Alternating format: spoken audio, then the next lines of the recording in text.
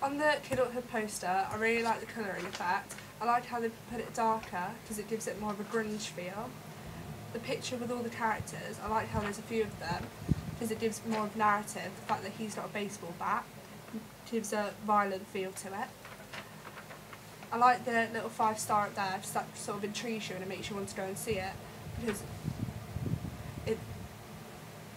And the little quote sort of paints a good picture of it, and it makes you think, oh, if this film's got a really good quote, then I'll definitely go and see it because I won't be wasting my time.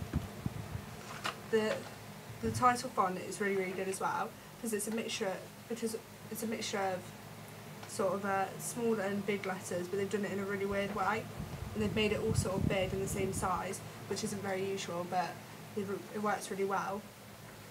And then I'd say on the website, keeping the same title is fabulous, but I'm not quite a fan of this sort of big picture of the DVD here.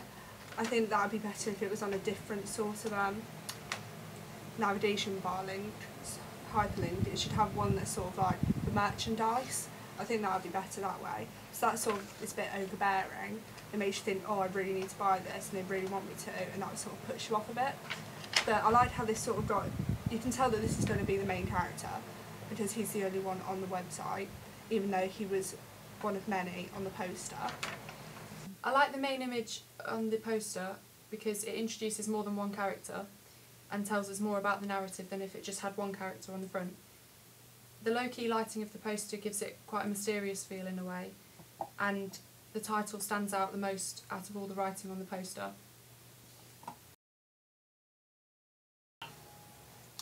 On the This Is England poster, I really like the colour scheme as it's really coherent with the title, and the sort of British colours is very traditional, and even though this is obviously set in the 1970s, 1980s, it's sort of a new wave sort of colour scheme, and it sort of brings something new and fresh to it. And I really like how they've got just about all the characters, what I assume are all the characters, on the front, just standing there simply against a wall. It sort of shows that they're sort of working class, as they're not doing anything special, all their costumes are sort of similar.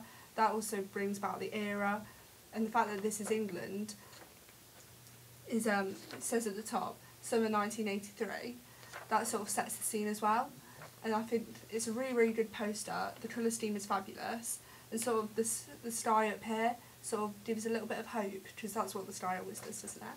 And yeah, the little quote here is very good. It stands out because it's just above the characters and it's in black, and like the only other writing that's in black is a film by Shane Meadows.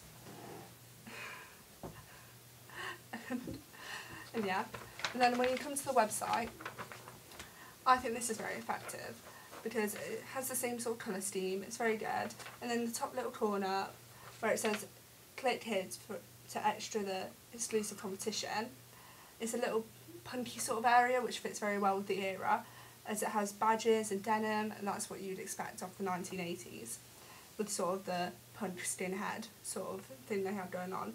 The picture of Margaret Thatcher, we don't need to talk about that.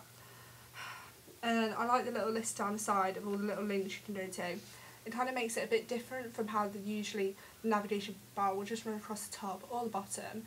So that's a nice little fresh revamp that they've got going on there, and I'd definitely use that.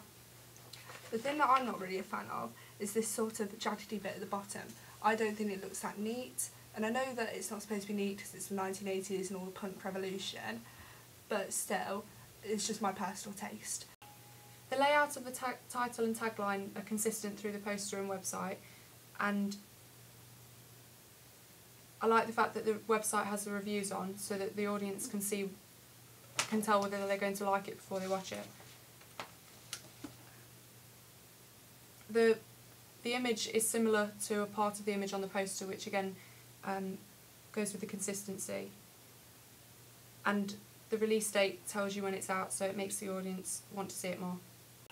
Another way in which it's all coherent and it's sort of a cross-media package is all of the little award things that they've won, like the official Toronto International Film Festival and all little ones like this, and I think they're really pretty, and they add a sort of professional element to them, because social realism is sort of known for just being quite a commoner's film genre.